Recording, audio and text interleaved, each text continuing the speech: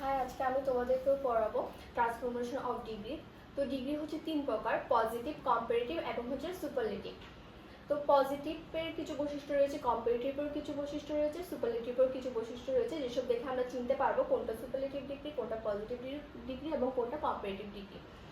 তো পজিটিভের ক্ষেত্রে আমরা নো আদার দেখতে পারবো, এবং নো আদার থাকবে। একটা এক্সাম্পল দেখা যাক: no other girl is as tall as Esha in the class.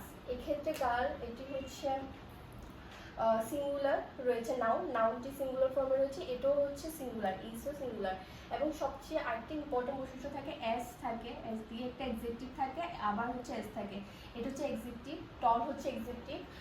তো এটা বৈশিষ্ট্য থাকে পজিটিভের ক্ষেত্রে এস দিয়ে ডট ডট মানে এক্সেপটিভ, এখানে এক্সেপটিভ থাকবে যেটা হচ্ছে বৈশিষ্ট্য প্রকাশ করবে এবং দোষ গুণ এরকম কিছু প্রকাশ করবে, এক্সেপটিভ থাকবে, এরকম একটা বৈশিষ্ট্য থাকবে। এরপর যখন নো আদার থাকবে এবং কম্পারেটিভের ক্ষেত্রে যখন আমরা ট্রান্সফরমেশন করব, সেক্ষেত্রে আমরা দ্যান এনি আদার ব্যবহার করব।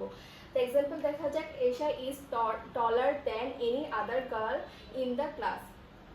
এক্ষেত্রে কম্পারেটিভ ক্ষেত্রে একটি বৈশিষ্ট্য যেটি হচ্ছে ইয়ার যুক্ত হয়, মানে এক্সেটিভ যেটি থাকে সেটির সাথে ইয়ার যুক্ত হয়। এবং দ্যান এনি আদার তো আমরা পজিটিভের থেকে যখন আমরা ট্রান্সফরমেশন করবো নো আদারের ক্ষেত্রে, সেক্ষেত্রে আমরা দ্যান এনি আদার ব্যবহার করব। এবং এশা, ইস, এগুলো তো সবগুলো সিঙ্গুলার ফর্মে রয়েছে। এরপর যখন সুপারলেটিভে যাব তখন আমরা দা ব্যবহার করব। ট্রান্সফরমেশনের ক্ষেত্রে আমরা দা ব্যবহার করব, এটি হচ্ছে মেন বৈশিষ্ট্য। এবং অনেক বেশিরভাগ ক্ষেত্রে ইএসটি যুক্ত হবে, এখানে ইয়ার যুক্ত হয় কিন্তু এখানে ইএসটি যুক্ত হয়।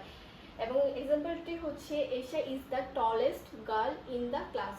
তো এটা হচ্ছে বৈশিষ্ট্য, ইএসটি যুক্ত হয়, এখানে ইয়ার যুক্ত হয় এবং এখানে নর্মালি থাকে টল। এরপর ভেরি ফিউ যদি থাকে সেক্ষেত্রে পজিটিভের ক্ষেত্রে, এবং আমরা যখন ভেরি ফিউ থাকলে আমরা কম্পারেটিভ করলে তখন আমরা দেন মোস্ট আদার ব্যবহার করবো। এখানে দেন এনি আদার ছিল যখন নো আদার ছিল, কিন্তু এখানে দেন মোস্ট আদার ব্যবহৃত হবে। যখন ভেরি ফিউ এবং দেন মোস্ট আদার থাকবে সেক্ষেত্রে আমরা ওয়ান অফ দ্য ব্যবহার করবো।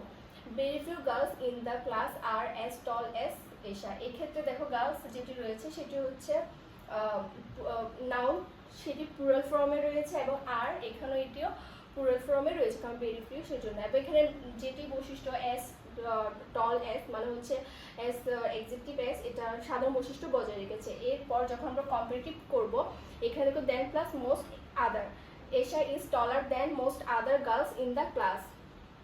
এক্ষেত্রে এখানে স্বাভাবিক বৈশিষ্ট্য রয়েছে ইয়ার, এটা আর শুধু এখানে দেন এনি আদার যুক্ত হয়েছে। এক্ষেত্রে ওয়ান অফ দ্য যুক্ত হয়েছে, Esha is one of the girls in the class, এক্ষেত্রে ওয়ান অফ দ্য যুক্ত হয়েছে। এবং এখানে হচ্ছে এগুলো সবগুলো নাউন যেটি রয়েছে সেটা প্লুরাল ফর্মে রয়েছে, এটাও প্লুরাল ফর্মে রয়েছে।